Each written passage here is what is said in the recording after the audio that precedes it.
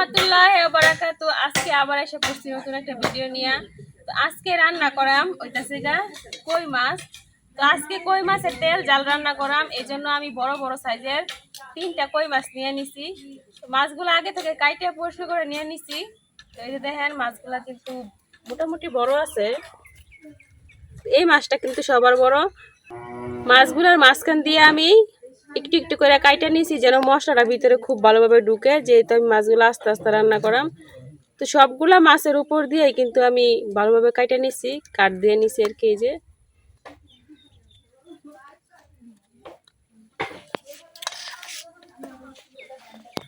তো মাছগুলো ভাজি করার লাগে এখন আমি মাছের মধ্যে হলুদ আর লবণ মিশাই দিলাম।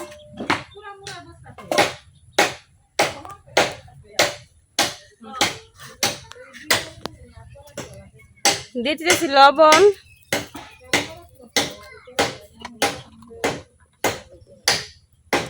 হলুদ,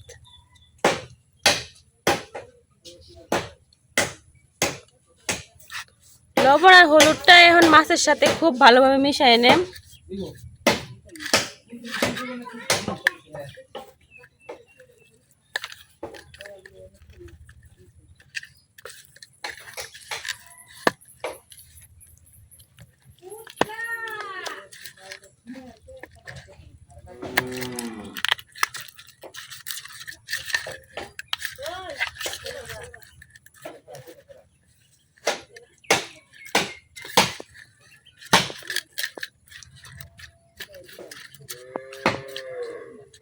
হলুদ আর লবণটা খুব ভালোভাবে মাছের সাথে মিশানো হয়ে গেছে। এখন আমি মাছগুলা ভাজার লেগে চুলা ধরাই নেম।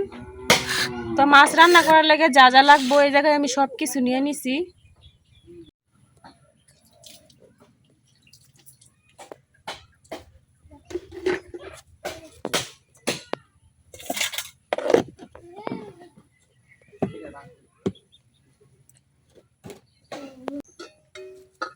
চুলা ধরানো হয়ে গেছে, এখন আমি মাছ ভাজি করে কড়াই বসে দিতেছি। কড়াই গরম হয়ে গেছে, এখন আমি কড়াই তেল দিয়ে লইতেছি।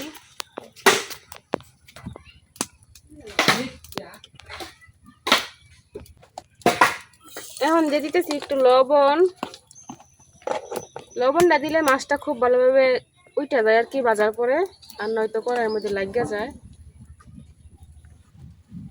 তেল গরম হয়ে গেছে, এখন আমি মাছগুলো দিয়ে দিতেছি।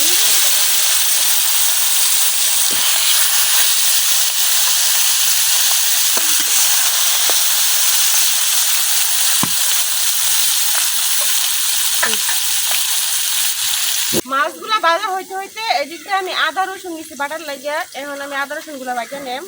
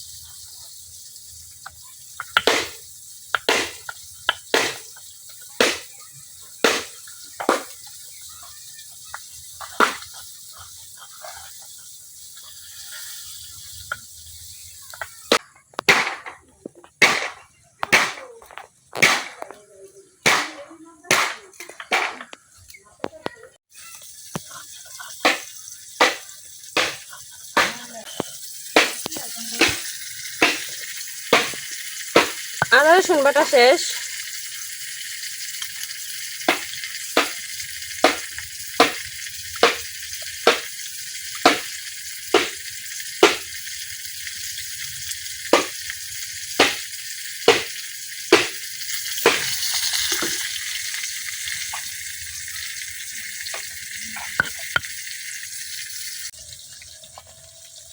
মাছগুলা উল্টায় পাল্টায় খুব ভালোভাবে ভাজা নিছি, এখন উঠাই নিতেছি।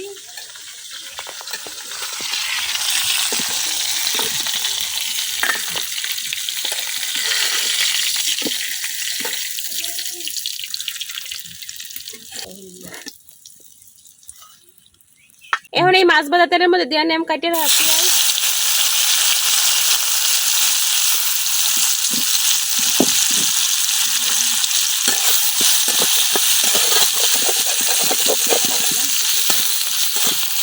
পেঁয়াজ গুলা কিছুক্ষণ ভাজা নিলাম।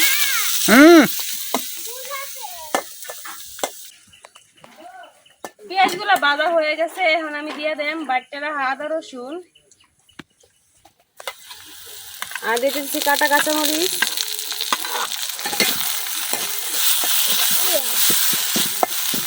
পেঁয়াজের সাথে আদা রসুন বাটাটা কিছুক্ষণ ভাজা নেম।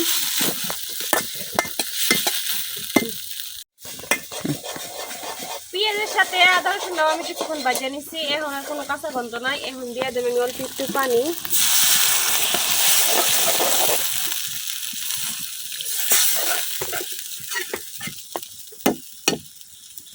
এখন এক এক করে সব গুঁড়া মশলা দিলাম, লবণ, হলুদ, মরিচ,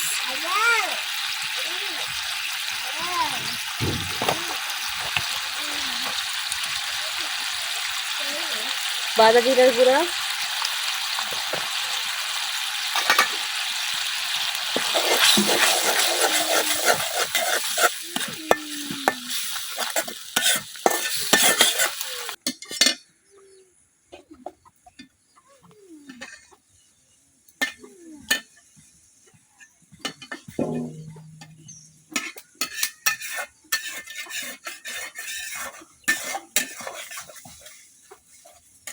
এখন মশলাটা কিছুক্ষণ কষাই নেম।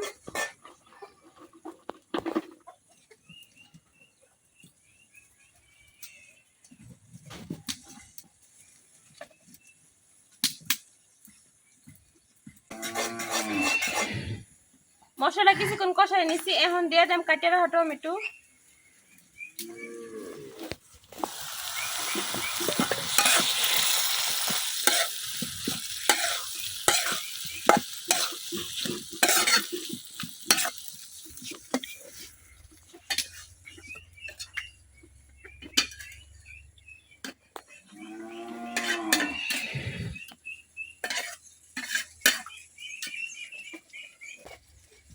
এখন ডাইকা মশলার সাথে টমেটো কিছুক্ষণ কষাই নেম।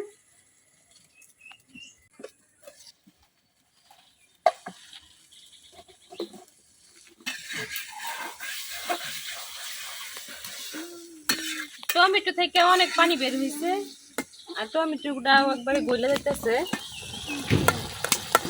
তো এই খুন্তির সাহায্যে আমি টমেটোটা আর একটু ভাঙ্গা দিয়াম, একবারে গলায় দিয়াম।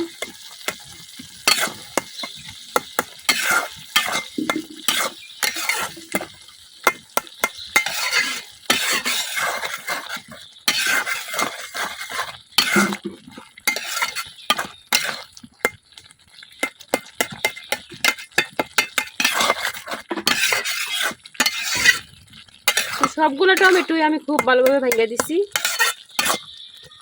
মশলার সাথে একবারে মিশে গেছে।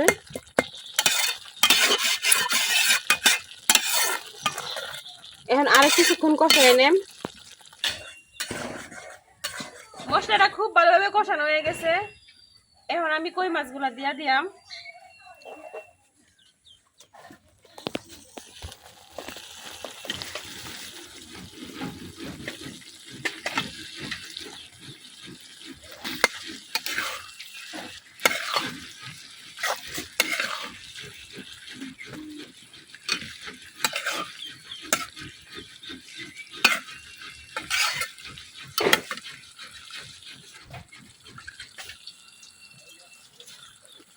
এখন দিয়ে দেব অল্প একটু পানি।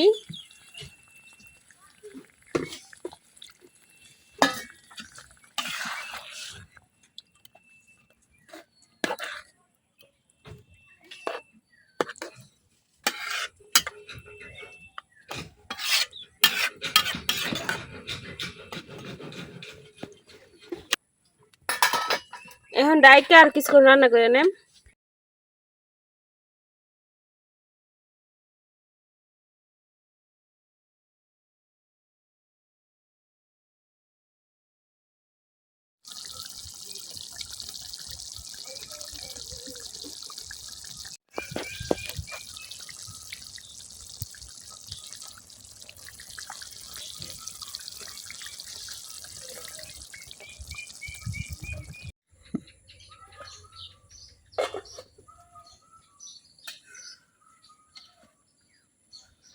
কই মাছের তেল জাল প্রায় হয়ে গেছে,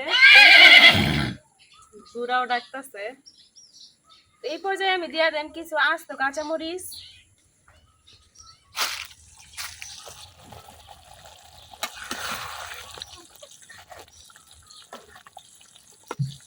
গরুর গোস্তর মতো দেখা যাইতেছে। গরুর গোস্তের মতোই লাগবো। এখন আর কিছুক্ষণ রেখে দেন 2-3 মিনিটের মতো।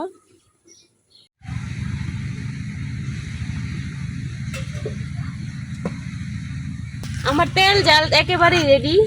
এই দেখেন কই মাছের তেল জাল। তরকারিটা কিন্তু একেবারেই হয়ে গেছে, উপর দিয়ে কিন্তু তেলটা মশলা থেকে একেবারে আলাদা হয়ে গেছে। এখন আমি তরকারিটা নামাই নেম।